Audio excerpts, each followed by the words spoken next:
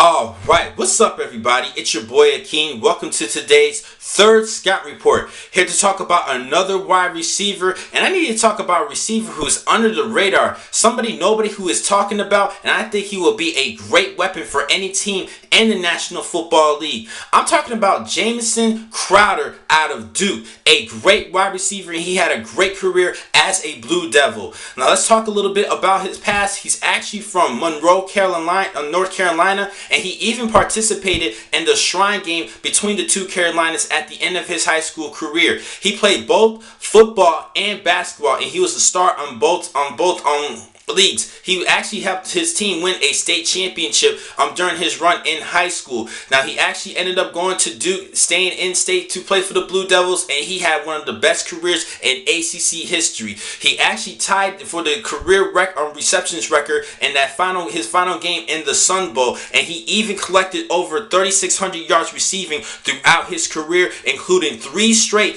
1,000-yard seasons, and he even had a school record 4 punt returns for a touchdown. So that shows his versatility to become a special teamer at the next level.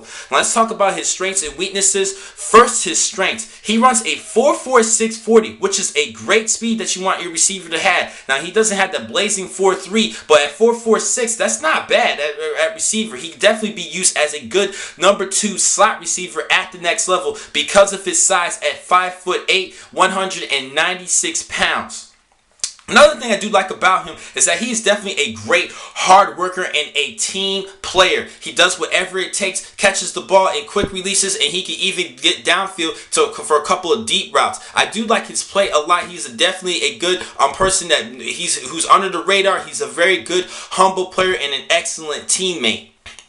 Now I mentioned that he had 4 punt returns as a touchdown for touchdowns, and that is a good trait about him. He can even participate in punt return and even kickoff return at the next level in the NFL. It shows a little bit his versatility. I'm surprised more people are not talking about him. Now the thing that people don't like about him headed towards his weaknesses is his size, but I think that could be a good size to play the slot receiver in the National Football League, like Andre Hopkins, Wes Welker, Danny Amendola, or Julian Edelman, small players like that, and good scatty players who could give you some tough yardage after the catch off of quick passes. Now he also doesn't really display great yardage after catch, but he definitely has he has decent hands. A couple of focus drops here every now and then, but I think because he's used as a quick target, I think he could definitely give you some tough, good yards to get down the field as a good, excellent slot receiver, a number 2 to a number 1. I still think this is a great player, and my projection entering this year's draft is a 4th rounder, and at earliest the 3rd round. I wouldn't be surprised if he's a sleeper in the 3rd round. Seriously, I think this is an excellent player that nobody's really talking about because he's coming from a school that's not really huge on football, but they did make a couple of good runs in the ACC and even playing for the ACC championship against Florida State, and he was part of a big reason offensively for the Blue Devils. So I actually really project him as a 4th rounder, but I would not be surprised if he's a sleeper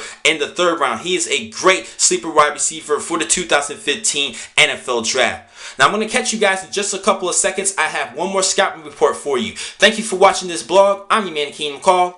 Be easy.